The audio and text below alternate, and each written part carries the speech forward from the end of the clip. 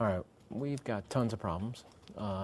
It's going to be, an interesting type of an adventure to solve this, but we will solve it. It's going to be about controlling light. Let's take a look at, at least the initial array of problems. You can see it right from the LCD. We got a huge strobe hit there. We got a sliver of a strobe hit there. We're illuminating the room and we're getting some reflections. So I'm going to have to kill a lot of that and still try to produce a good quality of light. And that's going to be a trick and a half. We're going to have to take our time, figure it out. The essence of doing a corporate shot like this is to be fairly precise in your approach and kind of know a path, know a direction where you're going to go. Right now, I've got reflections that I have to deal with, and also I can't sacrifice too much of the quality of light because then it becomes a bad light for Chris. I don't want to do that. So somewhere there's a middle ground we're going to try to find. One thing that folks might question me about who are watching this, for instance, is, hey, why don't you use a polarizer? Why don't you eliminate some of the glare with a polarizer? A couple of things. I think I'm going to be using this wide lens, which has a bulbous front element, so I can't really polarize this particular lens. Now, I could change up my lens, but also I tend to hesitate to use polarizers when I'm doing, say, a portrait of someone because it gives a little bit of a color cast to someone's skin. Also lose a couple of stops. It's a little bit awkward to do in an interior situation. Polarizers are great for landscapes and skies and this and that, but when you're up close to people, I'd rather try to control the reflection problems that I have, all of that stuff in that room, by just monitoring my control of the light and my exposure. Okay, one of the first and foremost things I'm going to do is try to cut some reflections from bounce off a wall. And control and corral that light. So we're going to go in there and we'll see if we can just baffle the light so it doesn't spread everywhere. I'll get it down, and there's no law in nature that says once you put up a softbox you have to use the whole softbox or the whole area of the light. So Brad and Aaron and I are going to go in and we'll take a knife. We're going to cut some swatches of this material. This is called black flocking paper. I believe I introduced it a little bit on a previous lesson that we had. I carry it pretty religiously. You can actually pull it off the roll, fold it into squares, stuff it into your bag. It doesn't take up much room. It's not heavy, obviously. It's got a velvet kind of texture. The movie guys will call this duvetine, or just that's a generic movie term for like a big swatch of black material. Other folks will call this Velvasoft. Couple of different names, but basically it's a type of paper that's very light absorbent. It'll take your average white wall, slap it up there, turns it into a black hole. Just a quick note, use gaffer tape. It's a little more pricey, but make sure you get gaffer tape and buy it from a grip shop or a camera store. Don't use duct tape, because if you duct tape something to someone's wall and then you pull it off, you'll pull the paint with it, okay? You'll pull the paint right off the wall or whatever else is under that duct tape. So make sure you're careful about that. Use gaffer tape. You can put things on, and it takes, you can pull it then down without doing any damage. And it's a good point. Trust me, I've made that mistake. This type of a solution doesn't have to be pretty. It just has to work. Let's cut another strip, and we'll go around the entire thing, please. Now, it looks kind of messy, but when I actually get Chris in position and start to maneuver the light into the position that I really need it to be, I'll cut bits and pieces of it off. You cut this, please, and we can bring the whole rig down a bit if you need to gain access to it.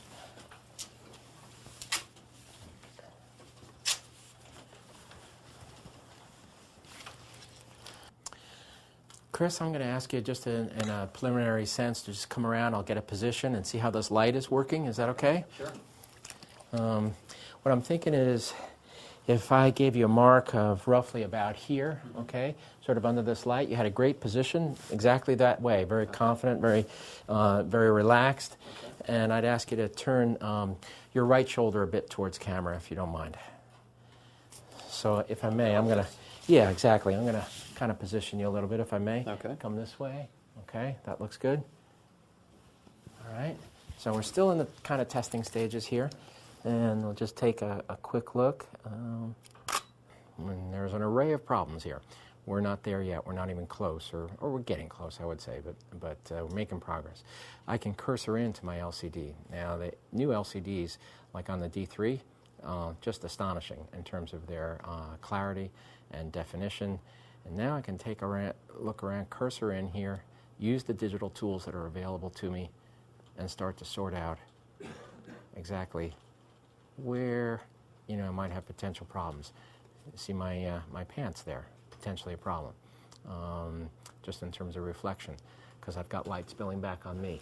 These are the kinds of things I've gone to extremes when I want to kill reflections of myself. This is, of course, in the days when I wasn't going to run it through an extensive amount of post. I would actually cloak myself in black. I'd throw a black cape or wear black clothes, black pants, black gloves, just to make myself disappear from a reflection.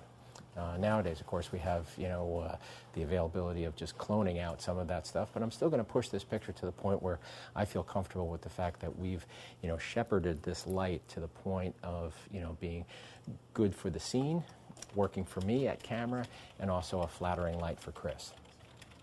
What I need you guys to do is to get 2 SB800s, all right? We're going to take those and put full cuts of CTO on them, all right? Full cuts of CTO, and get a Justin clamps, okay? And we're going to clamp right here to this desk. There's got a lip right here, 1 and 1. And it doesn't matter if it's black. Let's just bounce those in at sort of weak power. I don't need a lot of reflectance off that wall. We may have to cut a swatch of black out of there. But what I want is a little bit of bounce, as if there's a warm glow like a desk lamp, and pick up a little bit of highlight on this because I'm losing it in the photograph. Okay? Now what I'm saying about a CTO, that's an amber gel that produces a warm glow. It takes a daylight source to an incandescent Kelvin temperature, which in a daylight balance is going to read as a warm or yellow glow. That's the way a desk lamp would look. What I'm concerned about is Chris's desk is going a little dead. I like the shape of the chair the way it is. That's going to be fine. I'm going to position that, but I'm missing a few details on the desk. So I'm going to pop a little light, wash it off of this wall. It'll come back in here, and it'll just give me some slivers of illumination along in here, and hopefully that'll spark the desk just a little bit, okay? Because, again, I'm trying to get information. There's got to be a beautiful portrait, a really great portrait, but it's also got to convey information. It's got a mission, an editorial mission. Chris's company is a web-directed company. He's working on the computer all the time. If I miss that information or just kind of treat it casually, that's probably not a good thing for me to do. So I'll emphasize a little bit the fact that this is a computer based company, or does a lot of work on the web and specializes in that kind of expertise. So, okay, in the grand tradition of photography, I'm trying to solve a problem.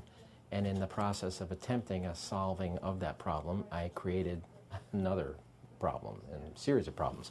Take a look. I put up those warm lights. See what I'm trying to do there? Okay, right over in that area, I'm trying to just introduce a little highlight effect on the desk. Currently, that's not working. Okay, I've got dome diffusers on, I've got a spread light, I've got an angle of incidence, hotspot. So the basics are there. I think it's still a good notion. I think the warmth of the desk is going to work well with the blue out the window. Remember that blue and yellow vibrate well. A warm color and a cool color resonate well together. There's a certain vibration there, and people respond to it psychologically.